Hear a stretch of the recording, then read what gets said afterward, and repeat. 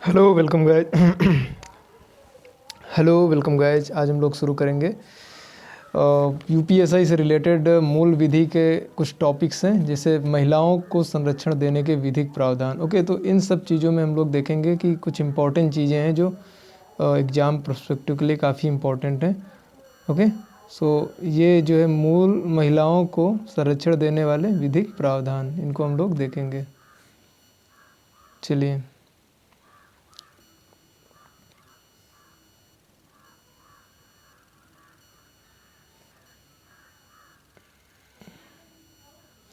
तो देखिए 1909 में शुरू हुआ था अंतर्राष्ट्रीय महिला दिवस, कारवां। ठीक है, ये 1909 में महिला दिवस शुरू हुआ था। ठीक है, वुमेंस डे।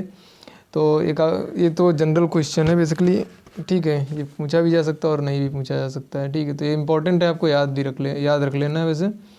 इसके बाद आज इस मुकाम पर पहुंच चुका है कि दुनिया के सभी देशों की महिलाओं को हर फील्ड, जो दुनिया के सभी देशों की जो महिलाएं हैं हर फील्ड में बुलंदियों को छू रही हैं। और इसी लंबे कालखंड में महिलाओं की सुरक्षा के लिए भारत समेत दुनिया के तमाम देशों ने ऐसे कानून बने हैं जो न सिर्फ महिलाओं की सुरक्षा के लिए ढाल बने, बल्कि उन्हें एक सम्मान की ज़िंदगी जीने का जरिया भी बने हैं। ठीक है, यानी कि 1909 में शुरू हुआ अंतर्राष्ट्रीय महिला दिवस का जो कारवां है वो आज इस मुकाम पर पहुंच चुका है कि दुनिया के सभी देशों की महिला हर फील्ड में बुलंदियों को छू रही हैं। और इसी लंबे कालखंड में महिलाओं की सुरक्षा के लिए भारत समेत दुनिया के तमाम देशों में ऐसे कानून बने हैं जो न सिर्फ उनकी सुरक्षा के लिए ढाल बने, बल्कि उन्हें एक सम्मान की ज़िंदगी देने का जरिया भी बने हैं। जाने ऐसे भारतीय कानूनों के बारे में जो भारतीय महिलाओं के लिए सुरक्षा की ढाल का काम कर रहे हैं। तो अब इसमें हम लोग देखेंगे कि भारतीय कानून के बारे में जानेंगे जो महिलाओं की सुरक्षा के लिए बने हैं। ठीक है,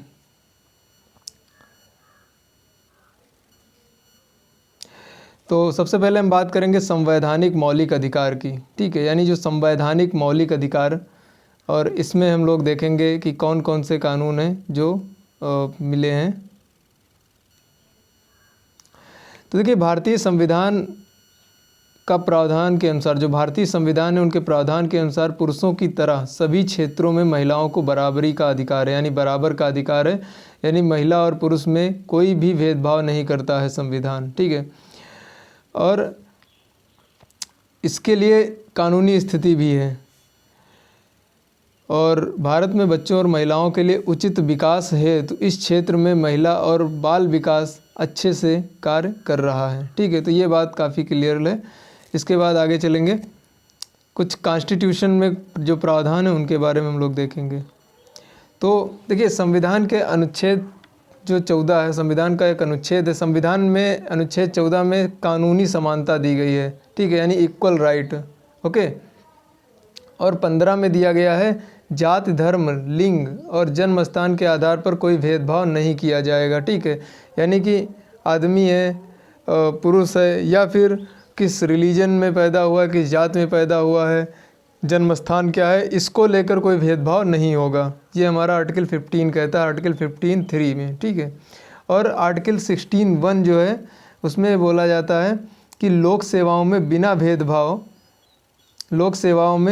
बिना भेदभाव के अवसर की समानता। ठीक है, 16(1) जो आर्टिकल है वो कहता है कि लोक सेवाएं जो हैं, ठीक है, यानी जो गवर्नमेंट सर्विसेज हैं उनमें क्या है कि कोई भेदभाव नहीं किया जाएगा, यानी इक्वल अपॉर्चुनिटी रहेगी सबके लिए। ठीक है, और आर्टिकल 19(1) जो कहता है वो कहता है समान रूप से अभिव्यक्ति की स्वतंत्रता। आर्टिकल 19(1) क्या कहता है, यानी 19 का जो 1 है वो ये कहता है, 19 सब क्लास 1 में एक बोला जाता है कि समान रूप से अभिव्यक्ति की स्वतंत्रता। ठीक है, यानी अभिव्यक्ति की स्वतंत्रता भी सबके लिए बराबर है। ठीक है, समान रूप से है।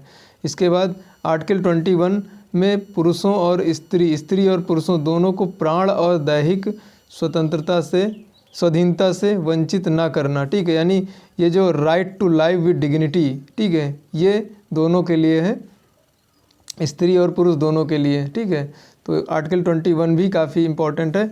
और इसके बाद 23 और 24, ये बहुत इंपॉर्टेंट आर्टिकल हैं, पूछे जा सकते हैं। अनुच्छेद 23 और 24 में क्या है, अनुच्छेद 23 में जो है बताया गया है कि जो ट्रैफिकिंग के ह्यूमन ट्रैफिकिंग के बारे में बात करता है, ह्यूमन ट्रैफिकिंग के बारे में बात करता है।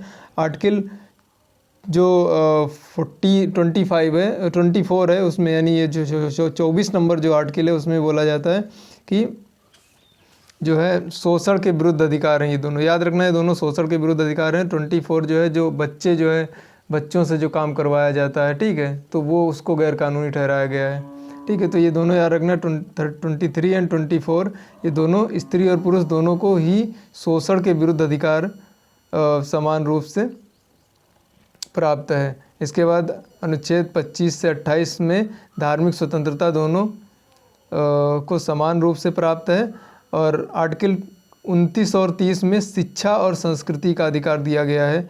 आर्टिकल 32 में संवैधानिक उपचारों का अधिकार है। आर्टिकल 39 घ में बोला गया है कि पुरुषों और स्त्रियों दोनों को समान कार्य करने के लिए समान वेतन का अधिकार, ठीक है। यानी जो पुरुष और महिलाएं अगर दोनों समान कार्य कर रही हैं तो उस समान कार्य के लिए समान वेतन का अधिकार है। तो ये 39 घ काफ़ी इम्पॉर्टेंट है।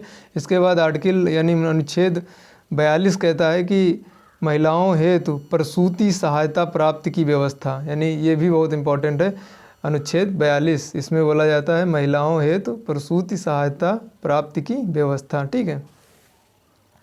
तो ये काफ़ी इम्पोर्टेंट था। इसके बाद में हम लोग देखेंगे एक जो सबसे इम्पोर्टेंट चीज़ है कि लिंग जांच के खिलाफ कड़ा कानून। लिंग जांच क्या होती है कि काफ़ी बार जब महिलाएं प्रेग्नेंट होती हैं यानी प्रेग्नेंट होती हैं तो उसमें क्या होता है कि पहले ही मतलब जो है बच्चा पैदा होने से पहले ही उसके भ्रूण में ही उसको मार दिया जाता है। बेसिकली उसको जांच कराई जाती है और अगर लड़की होती है तो उसको काफ़ी बार ऐसा होता है कि उसकी हत्या कर दी जाती है, ठीक है। तो इसके खिलाफ जो है कड़ा कानून बनाया गया है। तो चलिए इसको देखते हैं कानून में क्या कहता है, ठीक है। देखिए लिंग जांच के खिलाफ कड़ा कानून है। गर्भावस्था में ही मादा भ्रूण यानी जो मादा यानी जो इस भ्रूण होता है उसकी हत्या के उद्देश्य से लिंग परीक्षण को रोकने हेतु यानी कि लिंग परीक्षण को रोकने हेतु पूर्व निदान तकनीकी अधिनियम 1994 निर्मित किया गया, ठीक है। तो ये पूर्व निदान तकनीकी अधिनियम एक लेकर आया गया 1994 में और इसका उद्देश्य ये था कि मादा भ्रूण हत्या करने के उद्देश्य से लिंग परीक्षण को रोकने हेतु, ठीक है। और इसका पालन ना करने वालों को 10 से 15 हज़ार रुपये का जुर्माना और 3 से 4 साल तक की सज़ा का प्रावधान किया गया है। दहेज जैसे सामाजिक अभिशाप से महिलाओं को बचाने के लिए 1961 में दहेज निषेध अधिनियम बनाया गया। 1961 में एक अधिनियम बनाया गया दहेज निषेध अधिनियम और 1986 में इसे संशोधित कर समयानुकूल बनाया गया, ठीक है। तो ये काफ़ी इम्पोर्टेंट पॉइंट थे। इसके बाद में दहेज के खिलाफ कानून। दहेज के खिलाफ कानून में जो सबसे इम्पोर्टेंट कानून है उसमें ये कुछ चीज़ें आपको याद होनी चाहिए। दहेज हत्या से जुड़े कानूनी प्रावधान। दहेज हत्या को लेकर भारतीय दंड संहिता में स्पष्ट प्रावधान है। इसके अंतर्गत धारा 304B, ये काफ़ी इम्पोर्टेंट धारा है 304B। उसके बाद इसी के साथ लगती है दहेज हत्या में 302, 306 और 498A आती है, ठीक है। अब ये 302 धारा कौन सी है? 302 धारा वो है मतलब इसमें क्या होता है जब कोई किसी का मर्डर कर देता है, ठीक है, तो उसको आजीवन कारावास, ठीक है, या आजीवन कारावास या मृत्युदंड की सज़ा होती है, ठीक है। और उसके साथ ही जुर्माना भी लगता है, ठीक है। और इसमें एक चीज़ और आप याद रखेंगे कि ये जो है नॉन कॉग्निजेबल ये कॉग्निजेबल ऑफेंस है यानी संज्ञेय अपराध है, ठीक है। तो ये चीज़ें आपको याद रखनी। और इसका जो मतलब विचारण होता है 302 वाली धारा का, इसमें जो है विचारण इसका सत्र न्यायालय में होता है, ठीक है। 306 में क्या होता है जब कोई आत्महत्या कर लेता है तो उस आत्महत्या को करने के लिए मतलब उस आत्महत्या को करने के लिए उसे किसने दुष्प्रेरित किया है, ठीक है, तो वो चीज़ जो है 306 में आती है, ठीक। इसी तरह 498A धारा भी काफ़ी इंपॉर्टेंट है। इसमें बेसिकली आता है कि जब कोई मतलब ये महिलाओं से रिलेटेड है। इसमें क्या होता है कि कोई उत्पीड़न अगर किया जाता है उसका, ठीक है, पति या पति के कोई रिश्तेदार हैं उनके द्वारा, ठीक है, तो ये 498A आता है इसमें। इसके बाद देखिए ये काफ़ी इंपॉर्टेंट है, इसको आप जान लेंगे, ठीक है। इसके बाद हम लोग दहेज हत्या का अर्थ क्या होता है ये जानेंगे। देखिए औरत को जलने या किसी औरत की जलने या किसी शारीरिक चोट के कारण मौत या शादी के 7 साल के अंदर किन्हीं संदेहजनक कारण से हुई मृत्यु, इस संबंध में धारा 304B में सजा दी जाती है। ठीक है, तो याद रखना, ये बहुत इंपॉर्टेंट है। ठीक है, काफ़ी इम्पॉर्टेंट ये सेक्शन है कि औरत के जलने या किसी शारीरिक चोट के कारण हुई मौत या शादी के 7 साल के अंदर किन्हीं संदेहजनक कारण से हुई मौत, इसके संबंध में धारा 304B में सजा दी जाती है। जो 7 साल, ये कितना है, 7 साल कैद है। ठीक है, याद रखना, 7 साल का जो है जेल हो जाएगी, कैद होगी। इस जुर्म के अभियुक्त को जमानत नहीं मिलती है, ये भी बात यहाँ पर काफ़ी इंपॉर्टेंट है। ठीक है, तो ये काफ़ी इंपॉर्टेंट फैक्ट हैं जो कि आपको याद रखने हैं। इसके बाद में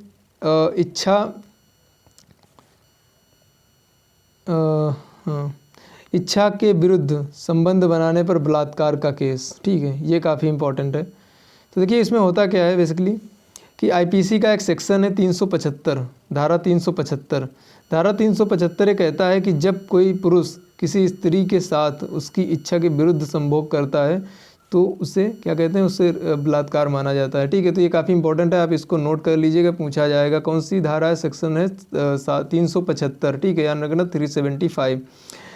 ओके, देखिए बलात्कार तब माना जाता है यदि कोई पुरुष किस स्त्री के साथ उसकी इच्छा के विरुद्ध, उसकी सहमति के बिना, उसकी सहमति डरा धमका कर ली गई हो, उसकी सहमति नकली पति बना कर ली गई हो जबकि वह उसका पति नहीं हो। ठीक है, उसकी सहमति तब ली गई हो जब वह दिमागी रूप से कमज़ोर या पागल हो, उसकी सहमति तब ली गई हो जब वह शराब या अन्य नशीले पदार्थ के कारण होश में नहीं हो, और यदि वह 16 साल से कम उम्र की है, चाहे उसकी सहमति से हो या बिना सहमति से। आपका ये पॉइंट याद रखना, ये वाला जो है अपराध माना जाएगा। अगर उसकी एज 16 ईयर से कम है तो सहमति या बिना सहमति से होता है तब भी जो है आपके ऊपर जो है ये अपराध माना जाएगा। ठीक है, बलात्कार की उसमें आएगा। ठीक है, और 15 साल से कम उम्र की पत्नी के साथ। ठीक है, सो ये काफ़ी पॉइंट इंपॉर्टेंट है और इनको आपको याद रखना चाहिए क्योंकि डायरेक्ट स्टेटमेंट यहाँ से बन सकता है। ठीक है,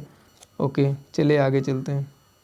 इसके बाद में कानून है छेड़खानी के खिलाफ़ सख्त कानून। तो देखिए छेड़खानी के खिलाफ़ सख्त कानून है धारा 509 294 आईपीसी के अनुसार।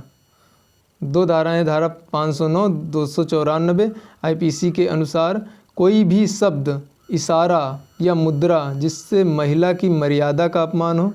ठीक है, तो और धारा 354 आईपीसी में कहा गया है कि यदि कोई व्यक्ति किसी महिला की मर्यादा को भंग करने के लिए उस पर हमला या ज़बरदस्ती करता है तो उसे 2 साल तक की कैद या जुर्माना या दोनों की सज़ा हो सकती है। ठीक है, और ये और भी हैं प्रभावी कानून। देखिए ये चीज़ें तो आपको याद ही रखनी है। ठीक है, इससे क्वेश्चन आ सकता है डायरेक्टली। और ये कुछ कानून हैं जो कि इसके मतलब जो है ये जैसे medical termination of pregnancy act 1987 का, लिंग परीक्षण तकनीक एक्ट 1994 का, ये पहले हम लोग पढ़े भी थे। फिर बाल विवाह रोकथाम एक्ट एक आया था 2006। फिर कार्यस्थल पर महिलाओं की शोषण एक्ट जो है 2013। ओके, तो देखिए ये जो एक्ट हैं इसके बारे में भी हम वीडियो लाएंगे एक, उसमें एक एक करके जो है थोड़ा थोड़ा इनकी ब्रीफ जानकारी देंगे जो कि इम्पोर्टेंट होगी एग्ज़ाम के लिए। और ये जो हमने यहाँ पर जितना भी डिस्कस किया है ये काफ़ी इम्पोर्टेंट है क्योंकि इससे क्वेश्चन डायरेक्ट बन सकते हैं। ठीक है, और आपको एक जनरल अंडरस्टैंडिंग भी हो गई है। ठीक है, ओके, सो आशा करते हैं ये वीडियो आपको काफ़ी अच्छा लगा होगा। So thank you.